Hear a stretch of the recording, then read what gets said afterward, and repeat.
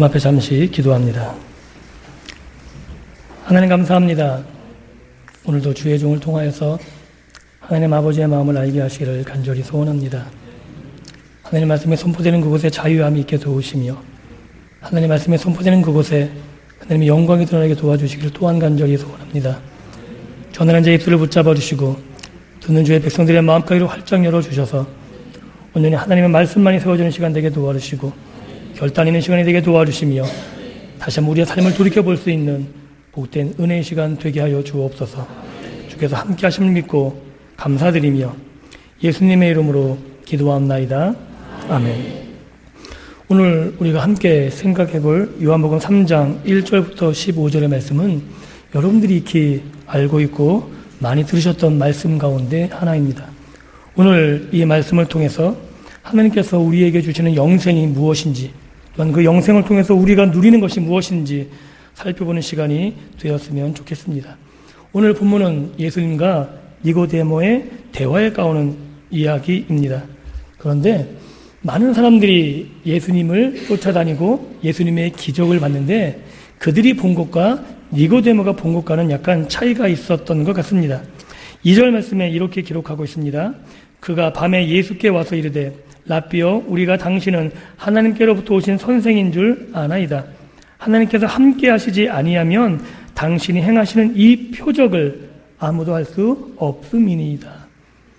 예수님께서 하신 기적을 니고데모는 분명히 표적이라고 이야기했고 예수님이 하신 일들을 통해서 단지 사람을 먹였다, 병자가 나았다, 죽은 자가 살아났다 그 정도가 아니고 하나님께서 보내신 사람이라는 표적으로 받아들였음을 우리는 알 수 있습니다. 예수님을 따라다니던 수많은 사람들은 예수님의 기적을 표적으로 인지하지 못했고 또한 그것을 통해서 하나님께서 하실 일들을 깨닫지 못한 것이라고 이야기합니다. 예수님은 수많은 군중들을 향해서 이렇게 이야기하죠. 너희가 나를 쫓아온 것은 표적을 보고 온 까닭이 아니고 단지 먹고 배부른 까닭이다. 많은 백성의 지도자들이 예수님께 나와서 이렇게 이야기합니다. 당신이 하나님 메시아 맞습니까? 표적을 나에게 보여주십시오. 그때 예수님이 이렇게 이야기하십니다. 내가 너희에게 보여줄 표적이 없다. 단지 하나가 있다면 요나의 표적뿐이 없다. 라고 이야기하십니다. 백성의 간원들은 실제로 예수님이 많이 베푸셨던 기적을 하나님께서 허락하신 표적으로 생각할 필요가 없었고 단지 예수님을 죽이기 위해서 흠을 잡기 위해서 쫓아다녔던 그 사실을 우리는 성경을 통해 확인할 수 있습니다. 이런 니고데모의 고백은 굉장히 진일보적이고 굉장히 중요합니다. 왜냐하면 단지 기적 때문이 아니라 예수님의 표적을 보고 나와왔기 때문입니다. 그런데 뜻밖의 예수님의 말씀은 이 니고데모를 굉장히 무시하시는 말씀을 합니다. 너는 모른다. 지금 네가 나에게 나와왔는데 너는 깨닫지 못하는 것이 있다라고 굉장히 무안을 주시는 모습이 오늘 나오고 있습니다. 거듭나지 아니하면 하나님 나라를 볼 수 없다. 결국 이 이야기 뭐냐면 너는 아직 거듭나지 않았기 때문에 너는 아직 하나님 나라를 보지 못하고 있는 거야 라고 이야기해요. 니고데모는 더 마음이 갈급해졌고 더 궁금해졌습니다. 왜냐하면 상식밖의 이야기잖아요. 거듭난다는 거, 사람이 2번 태어난다는 거 보지도 못했고 듣지도 못했고 있을 수도 없는 일이기에 다시 한번 묻습니다. 그러면 어떻게 거듭나는 겁니까? 내가 다시 엄마 뱃속에 들어가야 되는 겁니까? 라고 이야기합니다. 그때 예수님께서 이렇게 이야기하시죠. 물과 성령으로 나지 아니하면 하나님 나라에 들어갈 수 없다라고 이야기합니다. 다른 본문과 또한 다른 번역본들에게는 이렇게 이야기해요. 위로부터 나지 않으면 하나님 나라에 들어갈 수 없다라고 이야기하고 있습니다. 예수님께서는 자기에게 찾아온 니고데모 표적을 보고 정말 진심으로 예수가 누구인지 예수님이 하신 일들을 통해서 그 의미를 알고자 했던 니고데모에게 아주 모멸찬 이야기를 하고 계시는 것 같아요. 이런 이야기입니다. 네가 구하는 것은 영적인 일인데 영적인 일은 영적인 것으로만 알 수 있는 것이고 지금 네가 노력해도 알 수 있는 것이 아니다 라고 이야기하고 있는 거죠. 이 거듭남이란 영생이란 오늘 예수님이 니고데모에게 하신 말씀과 동일합니다. 니고데모가 알아들을 수 없었듯이 오늘 우리들도 죄 아래 있는 모든 인류, 모든 사람들이 거듭나지 아니하면, 위로부터 나지 아니하면 이것을 알 수 있는 방법이 아무것도 없습니다. 지식으로 되지 않습니다. 돈으로 되지 않습니다. 내 노력과 내 의지, 단지 이 자리에 나와 있는 것으로 되어지지 않습니다. 평생 예배를 드리고 평생 교회 생활을 했다고 거듭났다고 이야기할 수 있는 것도 아닙니다. 그 사람이 선하게 살았다고 많은 사람의 존경을 받는 사람이라고 그에게 영생이 허락되는 것도 아닙니다. 오늘 우리에게 허락된 영생은 굉장히 놀랍고 신비로운 것이며 위로부터 주어진 것이고, 또한 하나님이 영적인 모습으로 우리에게 찾아오셨을 때 가능한 이야기라고 할 수 있는 겁니다. 그렇다면 한 가지 생각해 볼 문제가 있습니다. 그 당시에 니고데모는 예수님이 누군지 몰랐습니다. 그래서 하늘나라 볼 수가 없었습니다. 예수님을 지금 이 땅에서 모르는 사람들이 참 많이 있습니다. 그런 사람 또한 아직 거듭나지 않았기 때문에 예수가 누구인지 그리고 영적인 일을 알지 못합니다. 그렇다면 이 자리에 앉아 계신 여러분들은 어떠십니까? 거듭나셨습니까? 영생의 참 의미를 알고 계십니까? 어렵고 힘든 가운데서도 구원의 감격 때문에 기뻐하실 수 있으십니까? 오늘 우리가 신앙생활을 하면서 많은 교회 교인 수는 늘어나고 있는데 정말 구원의 감격이 있는지, 이 감격 때문에 많은 사람들에게 하나님의 나라를 증거하고 있는지, 오늘 학생들과 설교하면서 서문학교의 이야기를 증거했었습니다. 굉장히 놀라운 이야기거든요. 죽음을 앞에 둔 서문학교인들, 예수님이 그들에게 죽음을 유보시키지 않습니다. 내가 건져주겠다 이야기하지 않습니다. 끝까지 견뎌라, 그럼 내가 생명의 면류관을 주겠다라고만 이야기하셨어요. 놀라운 사실은 그렇게 죽음의 위협 가운데 있는데 그 가운데서 예수를 전했는데 예수 믿는 사람들이 늘어갔다는 거예요. 이해가 되지 않는 일이에요. 여러분 지금 전도하실 때, 야, 나와 같이 예수 믿자, 너 그럼 회사 잘릴 거야, 그럼 전도가 될 것 같으세요? 어떻게 생각하세요? 야, 너 나하고 교회 가자, 그러면 너희 집 망할 거야. 그렇게 전도한다고 생각해 보세요. 전도가 될 것 같으세요? 근데 서문학교를 비춰보게 되면 전도가 됐다니까요. 죽음 앞에 두고 수많은 사람이 화형을 당하고 사자의 밥이 되고 수많은 재산을 뺏기고 수많은 사람들이 자기의 모든 것이 억압당하는데 예수를 증거하는데 예수 믿는 사람들이 늘어갔다고요. 얼마나 놀라운 신비인지 아십니까? 내 목숨을 앞에 두고도 내가 곧 화형을 당하는데, 내가 곧 죽음의 앞에 놓여 있는데도 불구하고 이 구원의 감격을 전하고 하나님의 사랑을 증거하니까 그들이 예수를 영접하더라고요. 그들이 예수를 믿고 하나님의 영광을 드러내며 하나님을 높이는 삶을 살았다라고 세상의 역사 또한 증거하고 있습니다. 오늘 우리는 무엇이 잘못된 것일까요? 초대교회 성도들보다 나오면 나왔지 못할 것이 없지 않습니까? 많이 가졌고 많이 누렸고 내세울 것이 참 많이 있습니다. 전도하기도 굉장히 쉬워졌습니다. 그런데 무엇 때문에 영향력이 없어졌을까요? 우리의 진심이 무엇 때문에 그들에게 먹혀들지 않을까요? 오늘 우리는 니고데모의 예수님과의 말씀을 통해서 정말 내가 소유한 영생이 어떤 것인지, 하나님이 나에게 거듭나게 하신 것이 어떤 것인지 확인할 수 있다면 오늘 우리의 삶은 성경에서 말한 것처럼 부하게 되는 삶, 하나님 우리를 사용하셔서 많은 사람들에게 영향력을 끼칠 수 있는 삶으로 회복시켜 주실 것을 믿을 수 있습니다. 오늘 우리가 읽은 말씀은 니고데모와 예수님의 말씀으로 니고데모의 질문에 기초해서 예수님이 대답하는 사건입니다. 그 사건 가운데 불뱀 사건이 나오게 돼요. 그 사건은 이렇습니다. 하나님을 이스라엘 백성들이 무지무지 원망해요. 하나님의 광야에서 안 해준 것이 없으시죠? 40년 동안 신발이 닳지 않고 의복이 닳지 않았대요. 여러분 40년 동안 옷 한 벌, 신발 한 벌로 생활할 수 있으십니까? 무려 3, 4천 년 전이에요. 지금보다 기술이 발달했겠습니까? 뭐가 발달했겠습니까? 그런데 하나님 분명히 성경에 기록했었고 그 말씀이 사실이거든요. 의복 헤어지지 않았고 신발 하나 닳지 않았대요.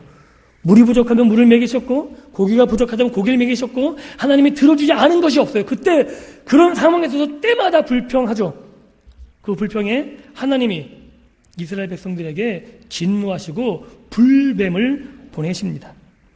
불뱀을 보내시고 불뱀이 이스라엘 백성들을 물어서 이스라엘 백성이 사경을 헤매게 돼요. 죽음 앞에서. 그때 이스라엘 백성들이 우리가 잘못했습니다. 하나님 용서해 주십시오. 그때 하나님이 모세를 통해서 구원을 허락하신 사건이 뭐냐면 놋뱀을 달아서 높이 들어라 라는 이야기입니다. 어떻게 보면 굉장히 쉽고 단순한 이야기입니다. 그런데 어떻게 보면 이것처럼 이해되지 않는 사건 또한 없습니다. 왜냐하면 성경에서 뱀은 좋은 예가 아니에요. 그렇죠? 창세기에서도 뱀은 지혜롭다고 설명해주고 있는데 실제적으로 뱀의 지혜로움이 인간을 유혹하는 데 사용됐잖아요. 성경 어디에서도 뱀을 좋게 설명하거나 좋게 상징화한 예는 없습니다. 오히려 사단의 상징으로 그려주고 있습니다. 그런데 뜻밖에도 이 뱀을 보면 산다는 거예요. 이해가 되십니까? 정말 뱀이 구원의 상징일까요? 뱀은 성경 어디에도 구원의 상징을 이야기할 수 없습니다. 뱀은 저주받아 죽어야 되는 거죠. 실제로 그리고 이 뱀을 나무에 달게 돼요. 성경에서 나무에 단다는 것은 저주받아 죽었다는 이야기예요. 결국 뭐냐면 하나님이 이 뱀을 저주하시겠다는 내용을 상징화한 표현이 놋뱀을 달라는 거예요. 왜 놋뱀이냐면 이 놋이란 것이 구약에서 신약에서 다 심판을 의미하거든요. 그래서 예수님이 7교회 가운데 편지할 때 놋주석 같은 발이라는 게 나와요. 그게 뭐냐면 예수님이 이 두 발로 심판하시겠다는 강렬한 의지를 나타내고 있는 것이거든요.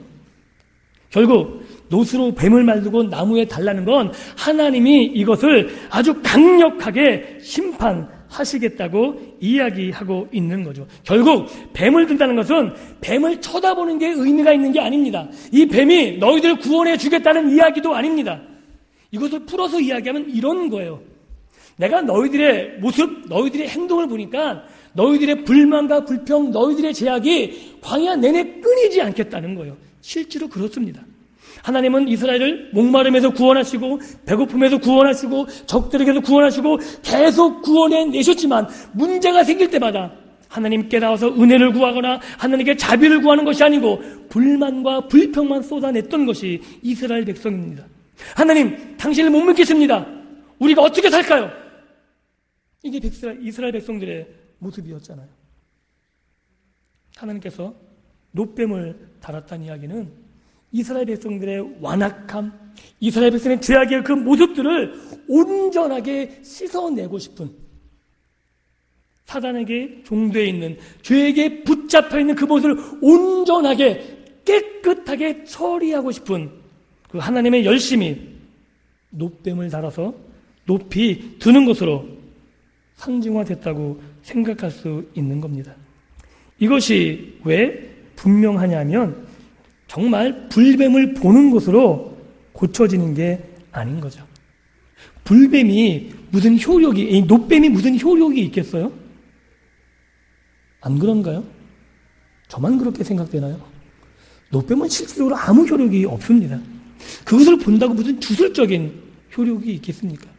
더더군다나 우리는 이걸 너무 쉽게 생각하는데 그냥 보면 구원 받으니까 뭐 보는 게 어렵겠지. 근데 보는 게 어렵습니다. 왜 어렵냐고요? 이 당시 이스라엘 인구가 2,500만 명이에요. 2,500만 명이 거하려면 땅이 얼마나 넓어야 될까요? 사람만 있나요? 가축까지 있습니다. 2,500만 인구가 머리에 안 들어오시죠? 인천 인구가 지금 2,500만 명이에요. 인천에 땅덩어리가 있다 생각해 보세요. 그럼 저 끝에서 가운데 보일까요? 안 보일까요?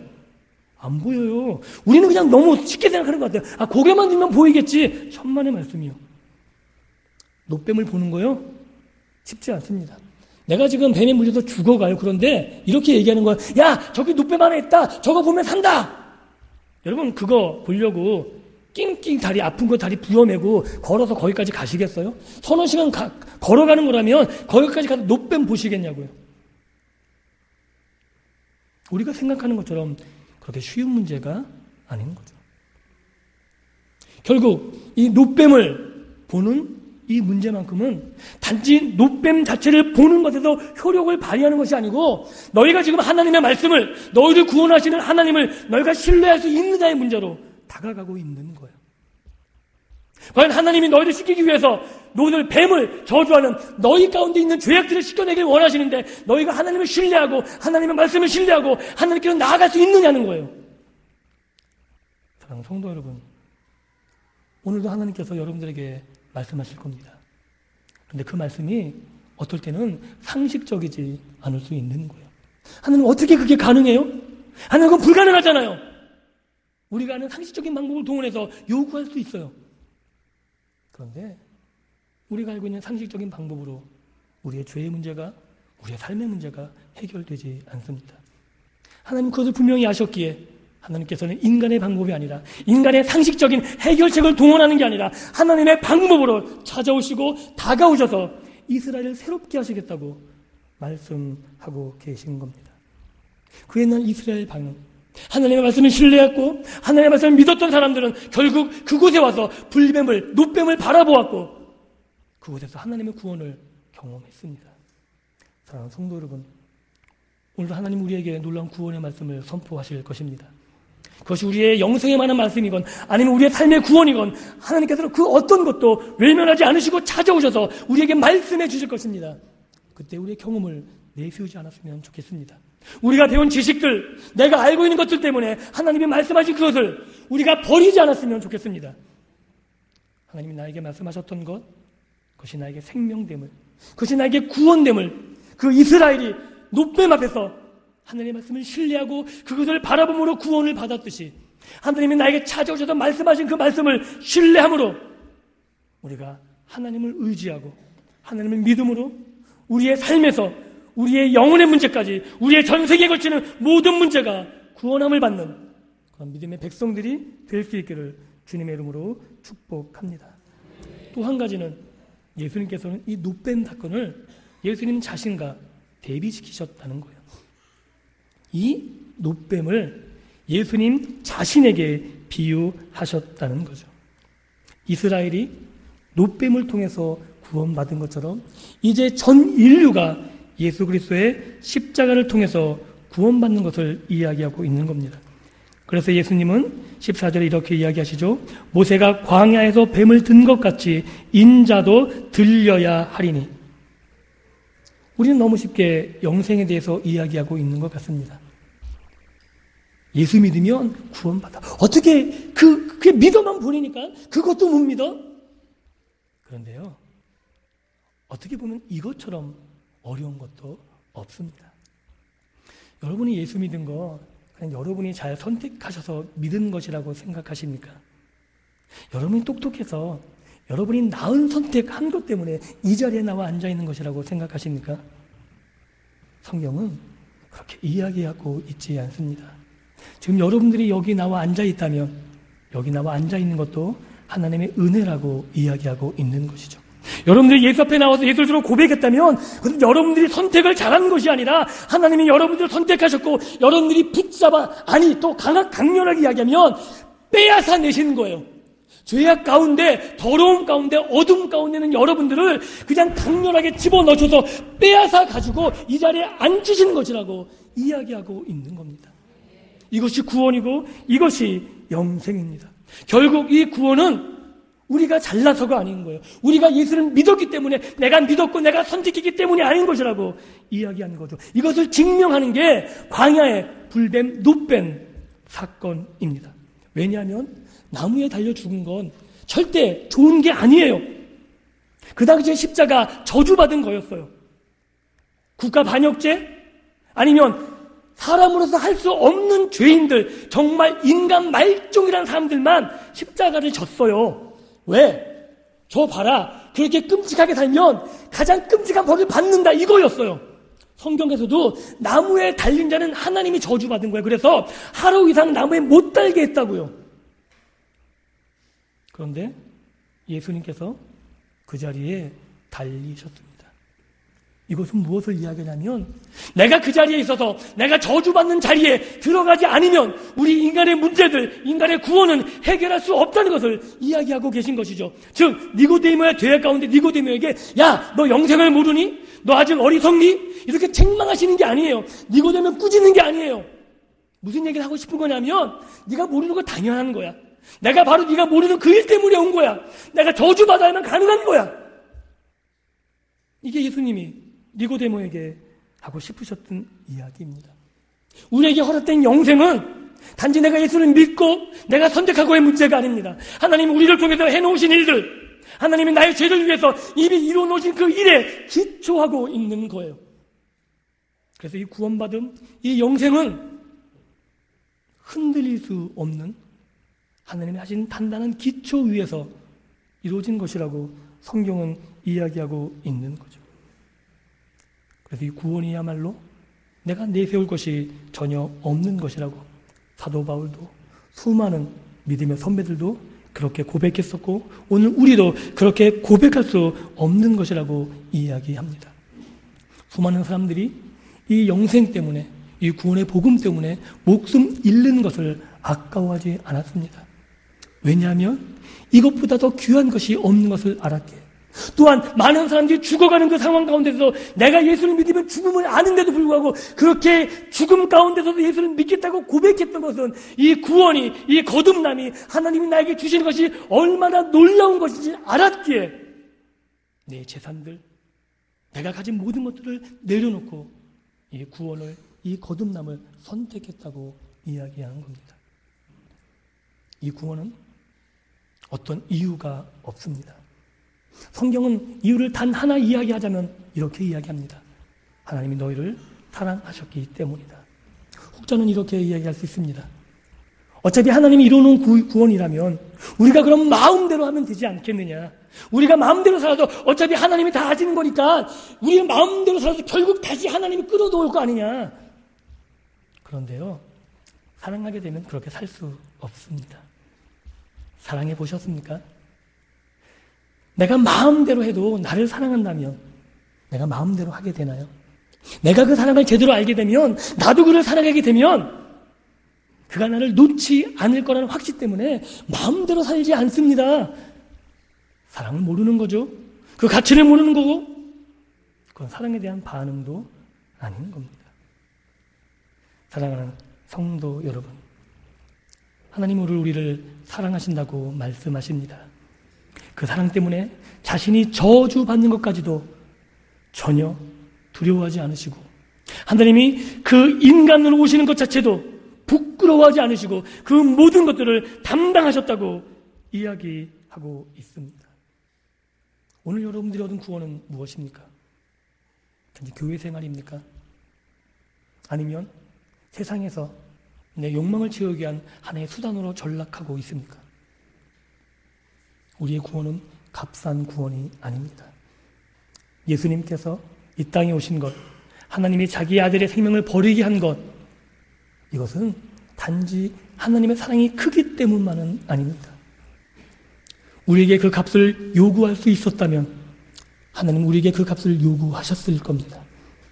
그런데 우리에게 그 값을 요구할 수 없었기에, 그 값이 생명이기에, 생명으로만 가능한 것이기에, 여러분들 생명이 2개라면 하나님은 1개 요구하셨을 거예요. 그거 내놔. 내면 생명 2개 없잖아요. 하나잖아요. 그거 하나 내놓고 뭘 하겠어요? 그래서 하나님께서 대신 자기의 생명을 내어놓으시고 우리에게 구원과 영생을 허락하셨다고 이야기하고 있는 겁니다. 사랑하는 성도 여러분, 말씀을 맺습니다. 이 구원, 거듭남은 방법론적으로 이야기하는 것이 아닙니다. 이 구원, 거듭남은 내가 해결할 수 있는 문제도 아닙니다. 내가 결단하거나 내가 배워서 알거나 내가 깨닫거나 이런 부분으로 구원을 이야기할 수 없습니다. 만약에 구원의 근거가 여러분이 된다면, 여러분의 의지가 중요한 것이고 여러분의 노력이 중요한 것이고 여러분의 선택이 중요한 것이라면 여러분은 하루에도 수십 번씩 구원의 근거가 흔들릴 수밖에 없을 겁니다. 내가 괜찮은 사람일 때는 그래 이만하면 됐지라고 생각하다가도 내가 죄악 가운데 있을 때나 내가 하나님을 신뢰하지 못하는 그 순간이라면 좌절할 수밖에 없는 우리의 연약함을 늘 발견하게 될 것입니다. 또한 구원이 내 근거의 존재라면 우리는 남을 쉽게 정죄할 수 있을 것입니다. 나는 이거 예수 믿었는데 너는 왜 예수도 못 믿니? 그냥 한번 믿어봐. 구원은 이렇게 사람들에게 강요할 수 있는 부분도 아닙니다. 왜냐하면 이 구원은 하나님께서 우리에게 허락하신 하나님의 사역이고 하나님의 역사고 하나님의 방법이기 때문에 그렇습니다. 구약의 모세를 통해서 놋뱀을 들게 하셨던 것처럼 오늘 예수 그리스도를 이 땅에 보내서 예수 그리스도를 십자가로 들게 하시고 그 일들을 바라보게 하신 그 기초 위에 여러분들의 구원과 여러분의 거듭남, 여러분의 영생이 있음을 분명히 확인하는 시간 되었으면 좋겠습니다. 구원은 단지 예수 믿어서 얻은 것이 아닙니다. 헷갈리시죠? 예수 믿으면 구원 받는 거 맞잖아요. 그런데 제가 하고 싶은 말은 이런 거예요. 여러분들의 믿는다는 믿음조차도 조건이 될 수 없습니다. 성경을 한 군데만 찾고 말씀을 맺고자 합니다. 신약 에베소서입니다.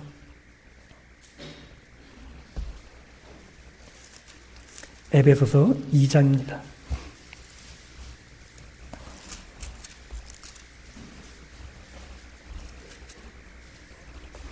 2장 8절입니다. 8절 9절 같이 읽습니다. 시작. 너희는 그 은혜에 의하여 믿음으로 말미암아 구원을 받았으니 이것은 너희에게 난 것이 아니요 하나님의 선물이라. 행위에서 난 것이 아니니 이는 누구든지 자랑하지 못하게 함이니라. 아멘. 오늘 종교개혁 주일입니다. 많은 믿음의 선진들이 천주교의 잘못된 관행들, 아니 관행 정도가 아니고 천주교의 잘못된 신앙 앞에서 하나님의 말씀을 부여잡고 하나님께로 나오기로 결단한 날이 오늘 그것을 기념해서 종교개혁 주일로 지킵니다. 종교개혁 주일에 많은 신앙의 선배들이 하나님의 구원이 하나님의 은혜임을 강조하고 그것을 통해서 신앙의 뿌리가 지금까지 내려져 왔습니다. 사랑하는 성도 여러분, 오늘 우리의 고백이 사도 바울의 고백과 같이 이 구원이 하나님의 은혜라고 하나님께서 나에게 베푸신 은혜라고 고백할 수 있었으면 좋겠습니다. 그래서 구원은 가장 정확한 답은 이 말이에요. 어떻게 구원을 받았습니까? 라고 묻는다면 이렇게 고백하는 거죠. 하나님의 은혜로 구원 받았습니다. 우리에게 내세울 것은 아무것도 없습니다. 자랑할 것도 없습니다. 그러나 이것이 너무나 고귀하고 가치 있는 것이기에 그 어떤 상황에서도 전할 수 있고 그 어떤 환경에서도 이야기할 수 있습니다. 재산 때문에 되는 것도 아닙니다. 명예 때문에 바뀌어지는 것도 아닙니다. 내가 잘나야 되는 것도 아닙니다. 그래서 환난이나 어려움 가운데서도 당당하게 외칠 수 있는 것이 복음입니다. 내 환경에 전혀 구애받지 않는 것이기에 여러분들이 못났어도, 여러분들이 배운 게 없어도, 여러분들이 가진 게 없어도 그 복음 자체 때문에 하나님이 나에게 베푸신 그 은혜와 영광 때문에 마음껏 자랑할 수 있으셔야 됩니다. 이 구원의 영광을 회복하시고 여러분들이 있는 그 자리에서 구원의 감격을 노래하시며 그 구원을 통해서 수많은 사람들이 다시금 저 앞에서는 그 기쁨을 누리시는 믿음의 백성들이 되어지기를 다시 한번 주님의 이름으로 축원합니다. 기도합니다. 하나님 감사합니다. 하나님께서 은혜로 구원하심을 감사드립니다. 하나님을 찾은 적도 없고 하나님께 도와달라고 외친 적도 없는데, 아니 죄악을 즐기며 살았는데 우리를 사랑하셔서 우리를 죄악 가운데서 빼앗아서 하나님의 영광의 나라로 옮겨주시니 감사합니다. 이것이 내가 가진 것이 아니고 이것이 나로 기인한 것이 아무것도 아님을 이 시간 고백합니다. 하나님의 은혜입니다. 이 하나님의 은혜를 자랑하는 우리들의 삶이 되게 도와주시고 우리가 있는 그곳에서 하나님의 영광을 노래하며 하나님의 사랑을 노래하며 하나님의 이 구원을 기뻐 노래할 수 있는 주의 백성들 되게 하여 주옵소서. 감사드리며 예수님 이름으로 기도하옵나이다. 아멘.